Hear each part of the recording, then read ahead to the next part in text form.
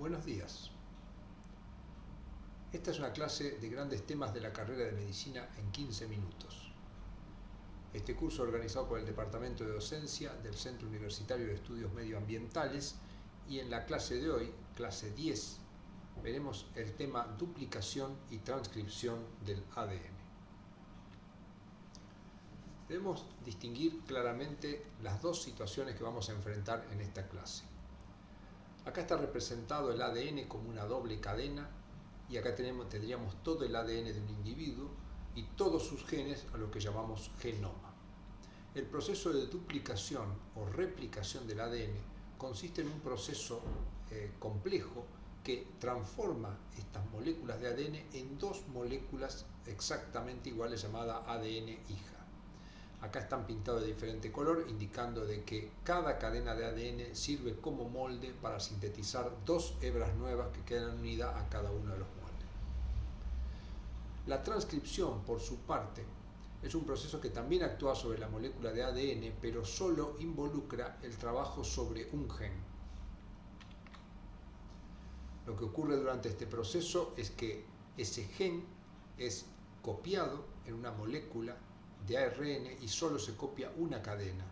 A esta molécula se la llama habitualmente ARN transcripto primario. El ARN que se copia a partir de un gen puede generar básicamente tres formas de ARN: el ARN de transferencia, el ARN ribosomal y el ARN mensajero. Es importante también tener en cuenta estos procesos en lo que conocemos como el ciclo celular. El ciclo celular es un proceso que una célula inicia con una etapa que llamamos G1.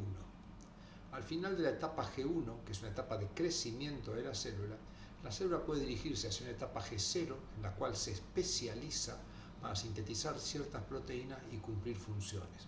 O bien continuar el ciclo en la fase S, luego la fase G2 y finalmente ingresar a la mitosis para dar dos células idénticas. Por supuesto que esta división también podría ser meiótica y generar 4 células haploides. La duplicación, que es el proceso a partir del cual una molécula de ADN genera dos moléculas de ADN, ocurre básicamente en esta fase, que es la fase S del ciclo celular. Sin embargo, la transcripción, que es el proceso de síntesis de ARN a partir de una porción del ADN o gen, ocurre básicamente en las etapas G1 y G0 del ciclo celular. Pasemos a ver entonces el proceso de duplicación del ADN. La duplicación del ADN requiere diferentes estructuras que participan en el proceso. En primer lugar, necesitamos una molécula de ADN completa, y en el caso de los humanos necesitamos los 46 cromosomas, es decir, 46 moléculas de ADN que se van a duplicar. Luego necesitamos una serie de enzimas. Para nombrar las más importantes necesitamos las enzimas helicasas, primasa o RNA polimerasa, la DNA polimerasa, DNA ligasas, topoisomerasas, ribonucleasas y telomerasas. Veremos a continuación cada una de ellas qué función cumple. Como dijimos, la duplicación del ADN comienza con una molécula de ADN que está formada por dos cadenas. Cada una de estas cadenas sirve como molde para una nueva cadena.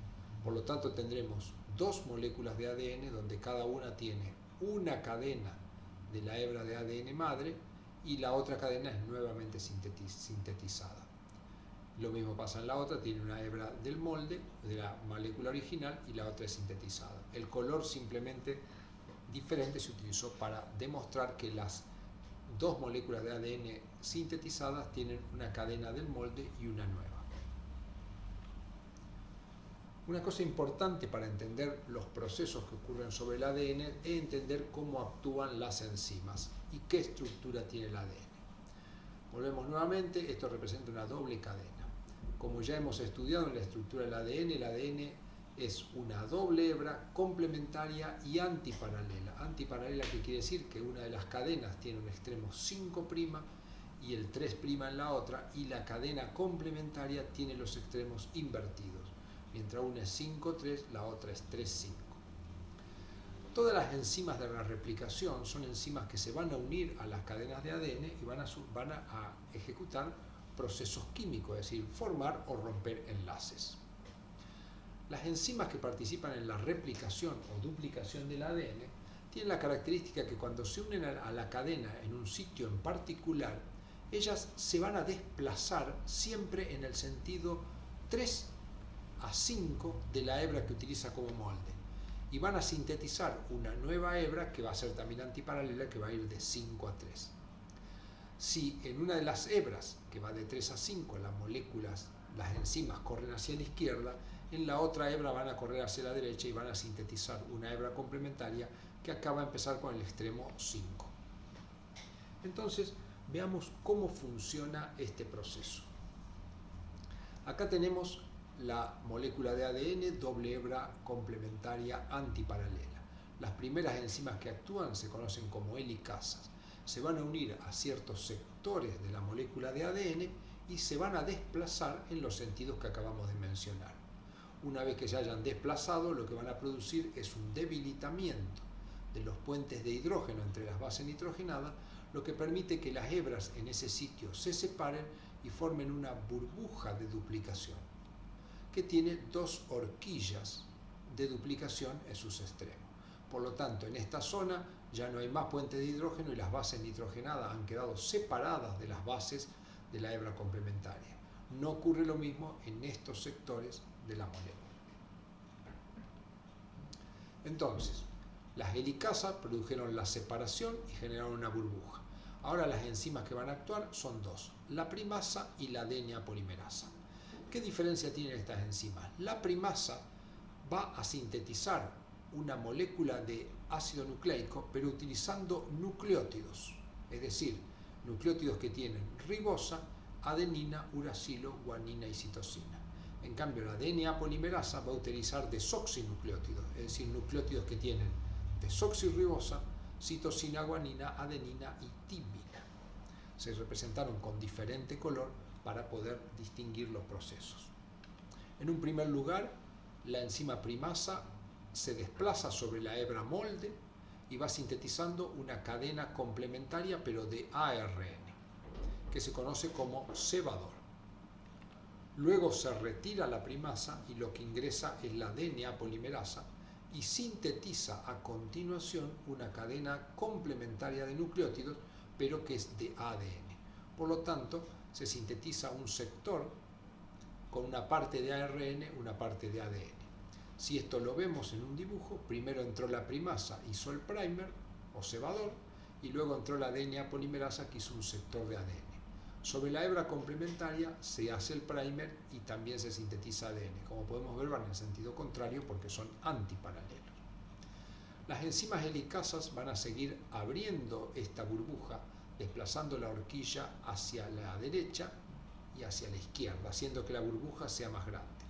Cuando la burbuja se agranda, esta DNA polimerasa va a avanzar, como vemos acá, continuando la hebra de ADN. Lo mismo va a ocurrir en el otro sector. Ahora, este sector que queda vacío no puede ser llenado fácilmente con las enzimas porque la enzima no puede ir en este sentido. Lo mismo ocurriría en el otro sector acá. Entonces, ¿qué ocurre? Una nueva primasa se ubica y genera un primer y una nueva DNA polimerasa hace el fragmento de ADN hasta que se choca con el primer siguiente. Lo mismo va a ocurrir sobre esta hebra, donde se van a ir formando fragmentos de ARN y ADN, fragmentos de ARN y ARN. Estos fragmentos que se forman en ambas hebras se llaman fragmentos de Okazaki. Y si consideramos este punto, el punto de inicio de la transcripción, vemos que hacia la izquierda en esta hebra se va haciendo de manera continua la hebra, por eso llamamos a esto hebra continua. Lo mismo pasa en la hebra complementaria. Ahora, una parte se va llenando de fragmentos con cebadores y ADN, y a estas hebras se las llama hebras rezagadas. Simultáneamente van actuando también enzimas, como vemos acá, que son topoisomerasa, que lo que van haciendo es evitar que se produzcan enrollamientos en los extremos. Una vez que se ha sintetizado la hebra adelantada y la hebra adelantada y los fragmentos de Okazaki, hay que eliminar los cebadores. Entonces, para ello actúa una enzima que tiene en verde una actividad ribonucleasa, con lo que va a ir hidrolizando el cebador y va a ir construyendo el nuevo DNA. Eso lo podemos ver acá ampliado. Cuando la enzima se desplace, vamos a ir viendo que va a ir eliminando los fragmentos de RNA y simultáneamente va formando la continuación del ADN. Una vez que esto ocurrió, la enzima se retira y va a ingresar la enzima que conocemos como DNA ligasa. La DNA ligasa lo que va a hacer acá es un enlace fosfodiéster que va a ligar los nucleótidos de los dos fragmentos. Entonces, de esa manera queda la hebra completa. Como podemos ver acá, en nuestra síntesis ya fueron eliminados los cebadores, entonces la DNA ligasa actuará en cada uno de los sectores y formará la hebra continua.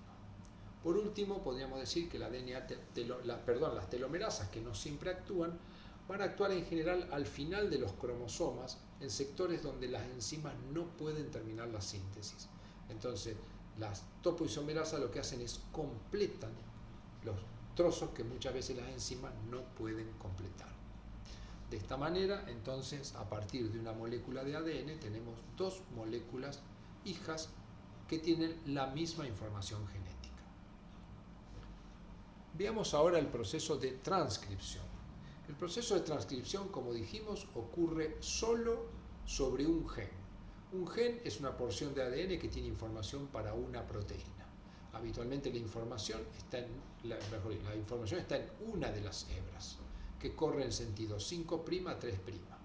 Y tiene un sector que se conoce como promotor, que es donde se van a unir las enzimas. La enzima que necesitamos para la transcripción es la RNA polimerasa que mencionamos antes con el nombre de primasa.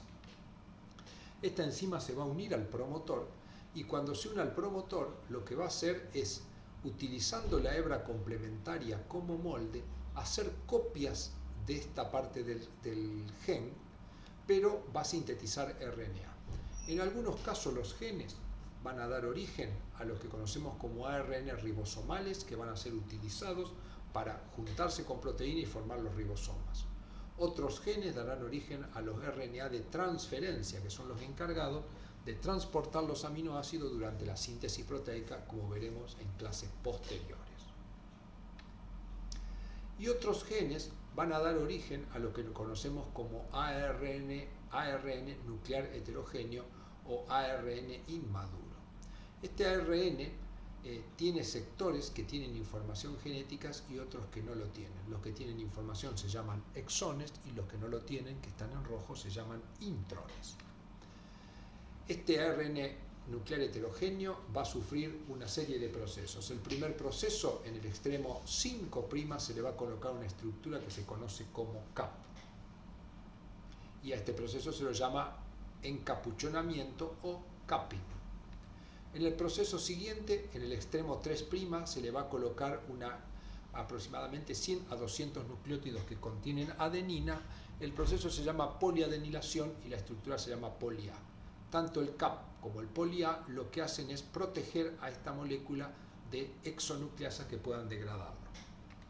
Luego se elimina el intrón en un proceso que llamamos splicing y obtenemos el RNA mensajero, que es el que lleva la información genética para la síntesis de proteína que veremos en la clase siguiente.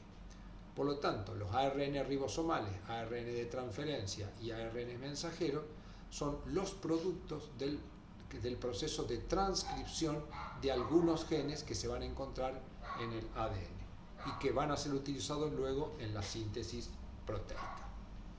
Bueno, acá finaliza la clase.